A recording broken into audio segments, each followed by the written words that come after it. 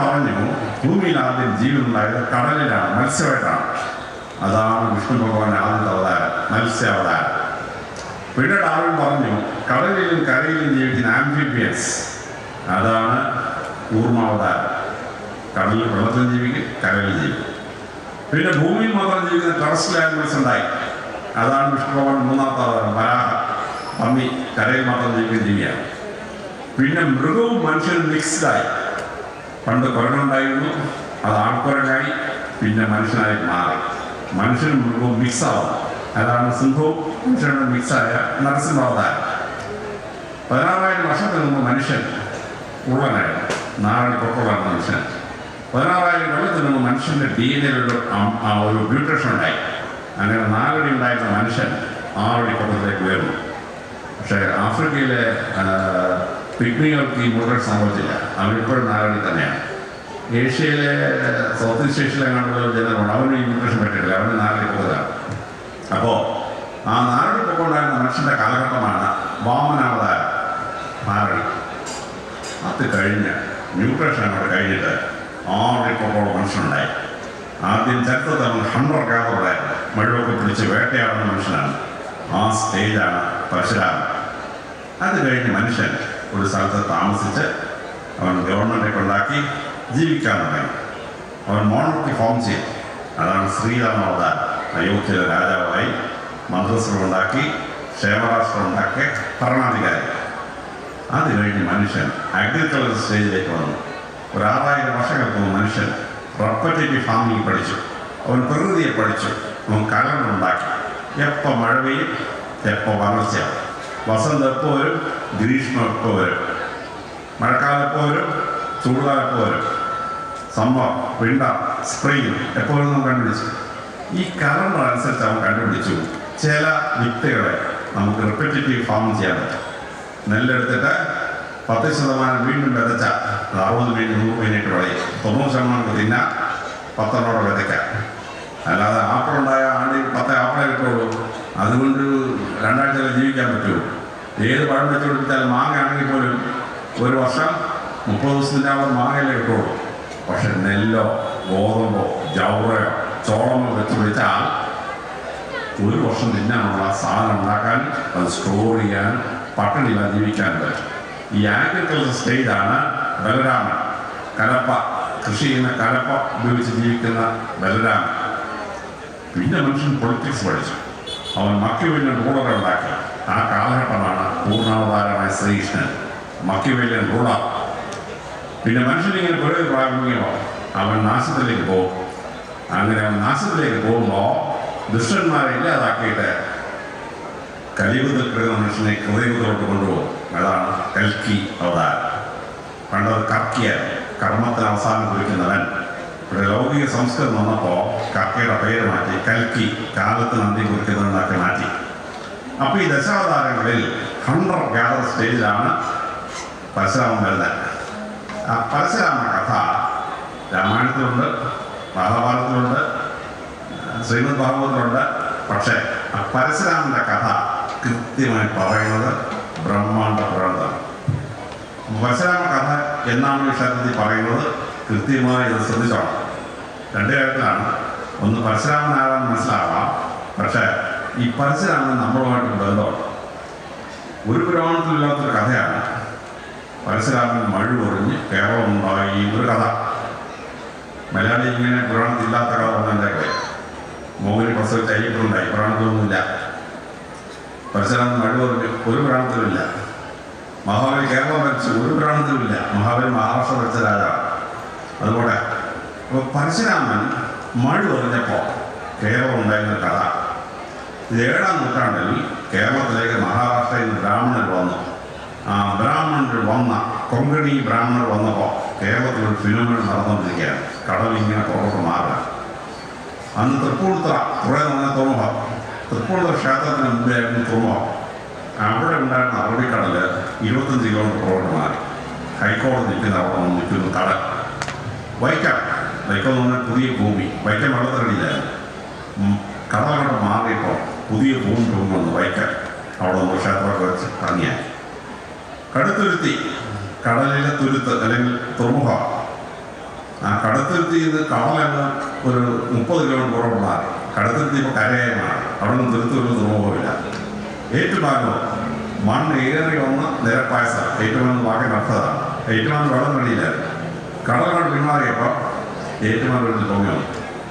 കോട്ടയത്ത് 1 കിലോമീറ്റർ തെക്ക് കോടിമത എന്നൊരു പാലമാണ്. അവിടെയാണ് കടൽ നിന്നത്. തിരമാലകൾ കോടി മറിക്കുന്ന സാധാരണ കോടിമത പറയുന്നത്.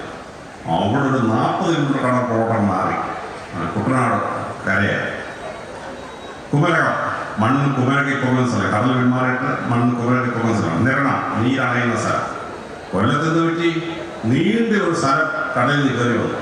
അങ്ങനെ നീണ്ട കര, കടലിൽ പൊങ്ങുന്നത് നീണ്ട കരയോട് നീണ്ട കര മണലിൽ പൊങ്ങുന്ന സ്ഥലം നീണ്ട കര. അങ്ങനെ പൊന്നാനി മുതൽ ഏതാണ്ട് തെക്കൻ പറവൂർ വരെ വർക്കൽ വരെയുള്ള സ്ഥലം കടലിൽ പിന്നോട്ട് മാറി കേരളത്തിൽ ഏറിയ ഒരു 15,000 കിലോമീറ്റർ ചതുരശ്ര കിലോമീറ്റർ വർദ്ധിച്ചു. പെരുന്നയിലെ NSS റിപ്പോർട്ടേഴ്സ് ഒരു കിണർ ഒഴിക്കാൻ തീരുമാനിച്ചു. 30 കുഴിച്ചിരുന്നപ്പോൾ കിണറിൻ്റെ അടിയിൽ ഒരു കപ്പലിരിക്കുന്നു. അപ്പോൾ ഈ കടൽ പിന്മാറി ക്രോസിൽ നിന്ന് തീരത്തിടകാരുന്ന ഈ കപ്പൽ ഈ ആ തിരമാലയും വലിയ മണ്ണ് നടക്കി കപ്പൽ അവിടെ നിന്നതിനായിട്ട് മണ്ണ് നടി. അന്ന് നാരായണപ്പടി കയറുന്ന NSS ജനറൽ സെക്രട്ടറി അദ്ദേഹം പറഞ്ഞ കപ്പൽ ഭംഗിയായിട്ട് സൂക്ഷിക്കാറുണ്ട്. അങ്ങനെ ആ കിണറിനടി കിട്ടിയ കപ്പൽ NSS സംരക്ഷിച്ചു. അപ്പോൾ ഈ ഫിനോമിനെ നമ്മൾ പുരാണത്തിലൊരു കഥയാക്കി മാറ്റി. കൊങ്കണി ബ്രാഹ്മൺസ് ഉണ്ടാക്കിയ കഥയാണ്. പരശുരാമൻ മഴ ഒന്നിക്കാറുണ്ടായി. പുരാണത്തിൽ ഒരു പ്രശ്നം. നമ്മൾ ഈ പരശുരാമകഥ പഠിക്കുമ്പോൾ പരശുരാമൻ്റെ ആയുധം എന്നാണ് മഴുവാണ്. അത് വെട്ടാനും മരം വെട്ടാനും മനുഷ്യനെ കൊല്ലാനും മൃഗങ്ങളെ കൊല്ലാനും ഉപയോഗിക്കുന്ന ആയുധമാണ് ഈ മഴു.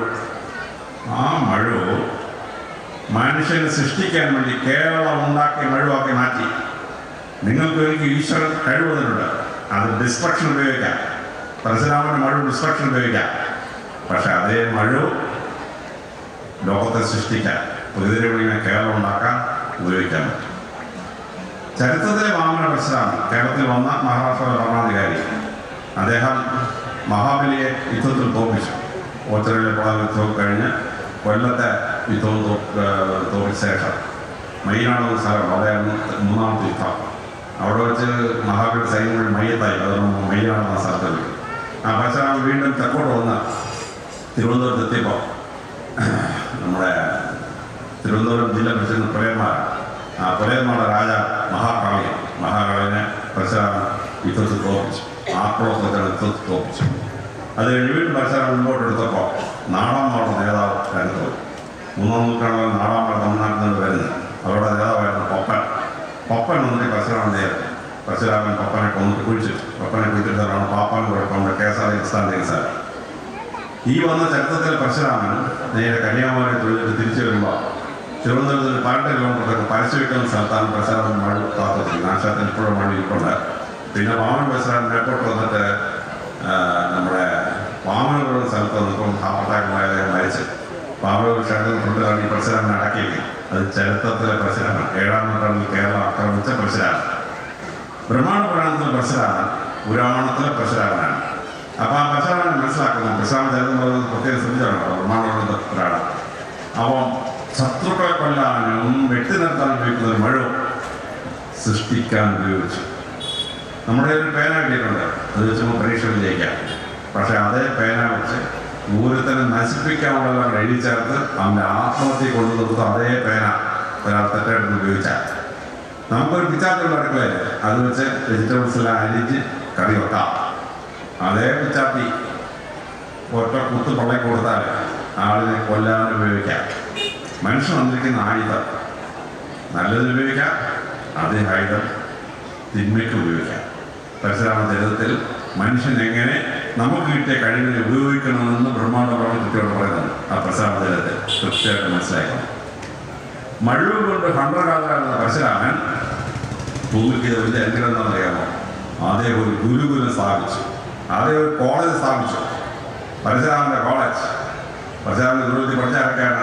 ഭീഷ്മ പിതാമഹൻ പരശുരാമൻ്റെ ശിഷ്യനായിരുന്നു. ദ്രോണം മഹാ ദ്രോണം പരശുരാമൻ്റെ ശിഷ്യനാണ്. പാഞ്ചാലയുടെ അപ്പനല്ലേ അവൻ പരശുരാമൻ്റെ ആലയത്തിലായിരുന്നു. ഭീഷ്മ ഷെഡ്യൂൾകാസ്റ്റാണ്. ദാസി ഉക്കോസ്ത്രീയുടെ മകനാണ് ഭീഷ്മർ. ദ്രോണർ ബ്രാഹ്മണനാണ്, പാഞ്ചാലനോ ക്ഷത്രിയനാണ്. ഈ വല്ല വ്യത്യാസം പ്രചാരണം ഉണ്ടായിരുന്നു? ഒരു വ്യത്യാസം ഉണ്ടായിരുന്നില്ല. നാനാജാതികളെ പഠിപ്പിക്കുന്ന ആലയം. ആ ഗുരുകുലത്തിൽ ഈ പിള്ളേർ പഠിച്ച പാചകം പറഞ്ഞു, ദ്രോണരെ നീ വിഷമിക്കൊന്നും വേണ്ട, നീ ബുദ്ധിമുട്ടുണ്ടെങ്കിൽ എൻ്റെ അടുത്തേക്ക് വന്നേക്കാൻ. ദ്രോണർ പട്ടിണിയിലായി. അപ്പോൾ ദ്രോണർ വിചാരിച്ചു പാഞ്ചാലൻ രാജാവില്ല മക്കളെ. അവിടെ ചെന്നു പാഞ്ചാലൻ പറഞ്ഞു, ദ്രോണരെ പഠിക്കുന്ന നമ്മൾ പലതും പറഞ്ഞിട്ടുണ്ട് കേട്ടാ. പണ്ഡിതോന് ബന്ധു പാമര, പണ്ഡിതൻ പാമരന് കൂട്ടുകൂടാൻ പാടില്ല. രാജാവിനാ ബന്ധു പ്രജ, രാജാവും പ്രജയും തന്നെ കൂട്ടുകൂടാൻ പാടില്ല. അതുകൊണ്ട് നീ എൻ്റെ ദിവസമായം പ്രജയിൽ പോകണം. ദ്രോണർക്ക് ഭയങ്കര ദേഷ്യം. ആ ദേഷ്യം കൊണ്ട് ദ്രോണരിങ്ങനെ വരികയാണ്. അപ്പോഴാണ് പാണ്ഡവന്മാർ കളിച്ചുകൊണ്ടിരിക്കുന്നത്. പന്ത് കണ്ടിപ്പോയി. ദ്രോണർ ഇത് കണ്ടോണ്ട് വന്നിട്ട് അസ്ത്രം അയച്ച് പന്ത് പൊക്കിയിട്ട് അർജുനയിലേക്ക് കൊടുത്തു. അർജുൻ അതുകൊണ്ട് ഓടി ഭീഷ്മർ എടുത്തു. ഇതാ ഒരാട് വന്നിട്ട് എങ്ങനെ കണ്ടിക്കണം പന്ത് പൊക്കിയെടുത്തതെന്ന് ഭീഷ്മൻ പറഞ്ഞു. അത് ചെയ്തിട്ടുണ്ടെങ്കിൽ അത് ദ്രോണർക്ക് മാത്രമേ പറ്റും. പരശുരാമൻ ഞങ്ങളെ രണ്ടുപേരെ ആകെ പഠിച്ചോളൂ ഈ കിണറ്റിൽ നിന്ന് പന്ത് പൊക്കുന്ന പരിപാടി. അപ്പോൾ ഞാൻ എല്ലാവരും ചെയ്തിട്ടുണ്ടെങ്കിൽ അത് ദ്രോണരാണ്. ഭീഷ്മരോട് പുറത്തു വന്നു. ആ ദ്രോണരെ എവിടെ പോയിട്ട് വരുന്നു? ദ്രോണർ പറഞ്ഞു, ഞാൻ നമ്മുടെ കൂട്ടുകാരുണ്ടല്ലോ പാഞ്ചാലൻ, അവനെ കാണാൻ പോയത്. അവനെന്നെ ആക്ഷേപിച്ച് വിട്ടതാണ്. അയ്യോ അതെന്ത് പറ്റി? നിങ്ങൾ വലിയ കൂട്ടായിരുന്നോ? അതെ, അവൻ എന്നെ ചെയ്ത പരിപാടിക്ക് ക്ഷമ കൊടുക്കാൻ പറ്റിയല്ല. ഭീഷ്മർ പറഞ്ഞു, നീ ഇങ്ങനെ കൊണ്ടുവരണേ, നീ ഞങ്ങളെ കൊച്ചുമക്കൾ പാണ്ഡവന്മാർ കരണന്മാർ ഗുരുവായി മാറണം. അങ്ങനെ ദ്രോണ കുരു പാണ്ഡവ കൗരവന്മാരുടെ ഗുരുവായി മാറി. ദ്രോണ മൈലായിട്ട് വെച്ചിരുന്നു. അവസാനം ഗുരുദക്ഷിണ വേണം, പാഞ്ചാലിനെ പിടിച്ചിട്ട് വരാൻ പറഞ്ഞു. കൗരവന്മാർ പരാജയപ്പെട്ടു. അർജുനൻ പോയി പാഞ്ചാലിനെ പിടിച്ചിട്ട് കൊണ്ടു. ദ്രോണ ചവിട്ടാ കാല് പോലെ ഭീഷ്മർ കാലം പിടിച്ചു. തുടരുത്, നമ്മൾ കൂട്ടുകാരാണ്, സദൃത്തെ പരസ്പരം തൊഴിക്കാൻ പാടില്ല. കാലം പിടിച്ചു ക്ഷമിച്ചു. പാഞ്ചാലൻ പോയി തപസ്സിരുന്നു. എനിക്ക് പാഞ്ചാലിനെ കൊല്ലാനൊരു മകൻ വേണം. എന്നെ പരാജയപ്പെട്ട അർജുനന് കല്യാണം കഴിക്കുന്ന ഒരു മോളെ വേണം. അങ്ങനെ തപസ്സിരുന്നപ്പോൾ ദ്രോണരെ കൊല്ലാനായി ദുഷ്കൃതിമൻ ജനിച്ചു പാഞ്ചാലൻ. അർജുനന് ഭാര്യയാകാൻ വേണ്ടി ദ്രൗപദി ജനിച്ചു. എല്ലാം രണ്ട് ബെസ്റ്റിനെ പിടിച്ചില്ലേ. ദൈവം പറഞ്ഞു, നിനക്ക് ആണ് വേണമല്ലാത്തൊരു ചിക്കൻ ടീം ഉണ്ടായിക്കൊണ്ട്. അത് അമ്പയുടെ കൊള്ളതാരാണ്. അമ്പ ഭീഷ്മരെ വീഴിക്കാനായിട്ട് അവതാരം ഉപയോഗിക്കാം. അപ്പോൾ പരശുരാമൻ്റെ ഗുരുകുലത്തെ പൂർവ്വ വിദ്യാർത്ഥികൾ തമ്മിലുള്ള ബന്ധം വഷളായപ്പോൾ എങ്ങനെയാണ്, ശരിയായപ്പോൾ എങ്ങനെയാണ്. ഞാൻ IPS കിട്ടി പോലീസ് സ്റ്റേഷനോട് പ്രിൻസിപ്പലായി. ആദ്യം SI-മാരുടെ ക്ലാസ്സിലാണ് കയറി ചെല്ലാണ്. സ്റ്റെപ്പോട് കയറി ചെന്നപ്പോൾ അവിടെ ഒരു പോലീസുകാരൻ നിൽക്കുന്നു. മാലയോട് എന്നോടെ പഠിച്ച ദാമോദരൻ. നീ എന്താ ഇവിടെ? അയ്യോ, എനിക്ക് പോലീസ് ജോലി കിട്ടി, വീട്ടിൽ വലിയ പ്രയാസമായി സാർ, ഇതൊന്നും പഠിക്കാൻ പറ്റാറുണ്ട്. ഞാനെൻ്റെ ക്ലാസ്സിലോട്ടായിരുന്നു. ക്ലാസ്സിൽ ചെന്നപ്പോൾ ഞങ്ങൾ വന്ന് കരമ താമസിക്കും. എനിക്ക് 2 വയസ്സുള്ളപ്പോൾ എന്നെ എടുത്തുകൊണ്ട് നടന്ന ഒരാൾ, അയാൾ പോലീസിൽ കയറി പ്രൊമോഷൻ കിട്ടിയ SI ആയി. അപ്പം ഞാൻ ഓടി, അണ്ണാനിങ്ങനെയുള്ള മോനെ എനിക്കിങ്ങനെ പോലീസിൽ കിട്ടി, ഞാനിങ്ങനെ SI ആയി നിൽക്കാറുണ്ട്. ഞാനവിടെ കെട്ടിപ്പിടിച്ച് എൻ്റെ വിഷയം തിരിച്ചൊന്ന് ക്ലാസ്സൊക്കെ എടുത്തു. തിരിച്ച് ഓഫീസർ വിളിച്ചു, നീ ഇതോടെ കലാപരിപാടി നടത്തുന്ന പോലീസുകാരെ കെട്ടിപ്പിടിക്കുന്നു, SI നടത്തുന്നത്. ഞങ്ങൾ പോലീസുകാരെ എൻ്റെ കൂടെ ഒരു ബന്ധിയിൽ നിന്ന് പഠിച്ചാണ് ദാമോദരൻ. അവനെ 3 വിദ്യാർത്ഥിയെ ഞാൻ കെട്ടിപ്പിടിച്ചാൽ SI എന്നെ 2 വയസ്സുള്ള എടുത്തോണ്ട് മനുഷ്യനാണ്. അവൻ SI ആയി, ഞാൻ IPS ആയിരുന്നു. അയാളോട് പഴയ സ്നേഹം കാണിക്കാതിരിക്കാൻ പറ്റുമോ? അതൊക്കെ എൻ്റെ വീട്ടിൽ യൂണിഫോം ഇട്ടുകൊണ്ട് നീ ഡാൻസ് കളിക്കണമെന്ന് പോയിട്ട് വീഴ്ച ഭയങ്കര ദേഷ്യപ്പെട്ടു. പരശുരാമൻ്റെ ഗുരുവിനോട് പഠിപ്പിക്കുന്നു, പൂർവ്വ വിദ്യാർത്ഥി എങ്ങനെ ന്യായിക്കണം. പരശുരാമൻ്റെ ഗുരുകുലത്തിൽ പറ്റിയ ശിഷ്യന്മാരെന്ന വാഴക്ക് എങ്ങനെ മഹാഭാരതം അത് ഉണ്ടായിരുന്നു പഠിക്കാറ്. പക്ഷേ പൂർണ്ണാനന്ദ പഠിപ്പിക്കുന്നത് എങ്ങനെയാണ്? ശ്രീകൃഷ്ണൻ കുചേലനെ സ്വീകരിക്കുന്ന സംബോധന. കുചേലന് ശ്രീകൃഷ്ണനും സാന്ദീപനിയുടെ ആശ്രമത്തിൽ പഠിച്ചാണ്. ഉജ്ജയിനിയിലെ കാളീക്ഷേത്രത്തിൽ നിന്ന് 3 കൊമ്പം കൊടാക്കാണ് സാന്ദീപനിയുടെ ആശ്രമം. ഞാൻ ഉജ്ജയിനി പോയപ്പോൾ സാന്ദീപനിയുടെ ആശ്രമം കാണാൻ പോയി. ഇപ്പോഴും ആശ്രമം നടന്നുകൊണ്ടിരിക്കുകയാണ്. സാന്ദീപനിയുടെ ആശ്രമം അവിടെ എഴുതുന്നവരോട് വളർത്തുന്ന ശ്രീകൃഷ്ണൻ സാധനാശ്രമത്തിൽ പഠിക്കാമോ? കുചേലൻ ഗുജറാത്തിൽ മഹാത്മാഗാന്ധി ജനിച്ച പോർബന്തറിൽ നിന്ന് 2 ഭാഗം വടക്കാണ് കുചേലൻ്റെ വീട്. ഞാൻ കുചേലൻ്റെ വീട്ടിൽ പോയി. ഭഗവാൻ ഉണ്ടാക്കി കൊടുത്ത പെട്രോളും ഒക്കെ ഇപ്പോഴും നിൽപ്പുണ്ട് ഈ കുചേലൻ്റെ വീട്ടിൽ. അവിടുന്ന് 70 കിലോമീറ്റർ കിഴക്കോട്ട് വന്നു കുചേലൻ പഠിക്കാൻ. അങ്ങനെ സന്ധ്യയുടെ ആശ്രമത്തിൽ പഠിച്ച ശ്രീകൃഷ്ണൻ കുചേലൻ അവസാനം ശ്രീകൃഷ്ണൻ ദ്വാരകയിലെത്തിയപ്പോൾ അവിടുന്ന് 110 കിലോമീറ്റർ പോയി കുചേലൻ്റെ വീട്. കുചേലൻ അവിടുന്ന് അവലോകതിയായിട്ട് 110 കിലോമീറ്റർ നടന്ന് അവിടെ എത്തിയപ്പോൾ കുചേലനെ ശ്രീകൃഷ്ണൻ സ്വീകരിക്കാൻ. അപ്പോൾ പൂർവ്വ വിദ്യാർത്ഥി എങ്ങനെ ആവാൻ പാടില്ല എന്ന് നമ്മൾ പഠിപ്പിക്കുന്നു. പരശുരാമൻ്റെ ഗുരുകുലവും സാന്ധ്യയുടെ ഗുരുകുലവും നമ്മൾ കമ്പയർ ചെയ്തിട്ട്. അപ്പോൾ യുദ്ധവീരനായ പരശുരാമൻ, നശിപ്പിക്കാൻ ആയുധമുണ്ടായിരുന്ന പരശുരാമൻ എങ്ങനെ കേരളം സൃഷ്ടിച്ചു? ആ പരശുരാമൻ ആയുധം കൊണ്ട് ഹണ്ടർകാരനായിരുന്ന മനുഷ്യൻ എങ്ങനെ വിദ്യാഭ്യാസ സ്ഥാപനം ഉണ്ടാക്കി? ആ സ്ഥാപനത്തിലൂടെ മഹാന്മാരായ ഭീഷ്മരെയും ദ്രോണരെയും പാഞ്ചാലനെയൊക്കെ സൃഷ്ടിക്കാൻ. ഇത് നമുക്കൊരു പാടാണ്. നമ്മുടെ മക്കളെ നമ്മൾ പഠിപ്പിക്കുമ്പോൾ ശ്രദ്ധിക്കേണ്ട കാര്യം പരശുരാമൻ്റെ ഗുരുകുലത്തിൽ നിന്ന് നമ്മൾ മനസ്സിലാക്കുന്നു. അതുകൊണ്ട് ബ്രഹ്മാണ്ഡപുരാണം പഠിക്കുമ്പോൾ പരശുരാമചരിതം ഇവിടെ വിവരിക്കുന്ന ദിവസം കൃത്യമായ യജ്ഞാചാര്യ പറഞ്ഞ് ശ്രദ്ധിച്ചിട്ട് പരശുരാമൻ എന്ന മഹാനായ യോദ്ധാവിനെയും പരശുരാമൻ എന്ന കോളേജ് സ്ഥാപിച്ച ആ വലിയ എഡ്യൂക്കേഷൻ സ്പോർട്ടിനെ മനസ്സിലാക്കണം. എൻ്റെ സമയം 8:15 കഴിഞ്ഞിട്ട് ഞാൻ നിർത്തുകയാണ്. ബ്രഹ്മാണ്ഡപുരാണം ഇവിടെ കേൾക്കുമ്പോൾ പ്രപഞ്ചം എങ്ങനെ ഉണ്ടായെന്നുള്ള ബിഗ് ബാങ് തിയറി, ലോകത്തിൽ ആദ്യമായി 1/50 ഉള്ള എണ്ണം ഇന്ത്യക്കാരങ്ങനെ പഠിച്ചു. എങ്ങനെയാണ് പ്രപഞ്ചത്തിൽ 50 കോടി നക്ഷത്രമുണ്ട് എന്ന് പറയുന്നത്. അപ്പോൾ ബ്രഹ്മാണ്ഡ കടാഹം എന്ന് പറയുന്ന പ്രപഞ്ച സൃഷ്ടി സായിപ്പന്മാർ 200 കൊല്ലം കണ്ടുപിടിച്ചത് 4000 കൊല്ലത്തിന് മുമ്പ് കണ്ടുപിടിച്ചു. ബ്രഹ്മാണ്ഡ പുരാണത്തിലാണ് സ്ത്രീ ദൈവ സങ്കല്പം ലളിത ശാസ്ത്രം വരുന്നത്. ആ ലളിത ശാസ്ത്രം മൊത്തം മനസ്സിലാക്കണം. നിങ്ങൾ ഓരോരുത്തരും ക്ഷേത്ര നിർമ്മിതിക്ക് എന്താ ചെയ്യുക?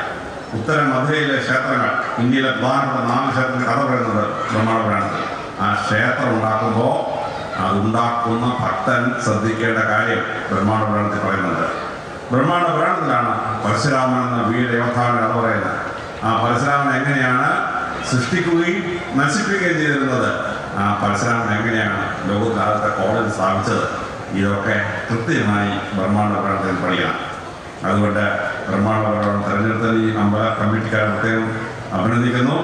ഈ നാട്ടുകാർക്കൊക്കെ ഈ ബ്രഹ്മാണ്ഡ പുരാണത്തിൻ്റെ സാരാംശം മനസ്സിലാക്കി അതനുസരിച്ച് ശ്രേഷ്ഠമായ ശാസ്ത്രീയമായ ഒരു ചിന്താഗതി ഉണ്ടാവാനും നിങ്ങളുടെ കുടുംബത്തെ സംരക്ഷിക്കാനും എങ്ങനെ സംരക്ഷിക്കണമെന്ന് മനസ്സിലാക്കാനും അമ്മയാരാണ്, മക്കളെ വളർത്തിയ അമ്മയുടെ മഹത്വം മനസ്സിലാക്കണം. ലളിതശാസ്ത്രം പഠിച്ചിട്ട് അമ്മ ആരാണ് എന്ന് മനസ്സിലാക്കണം. അത് ബ്രഹ്മാണ്ഡ പുരാണത്തിൻ്റെ വലിയ പാഠമാണ്.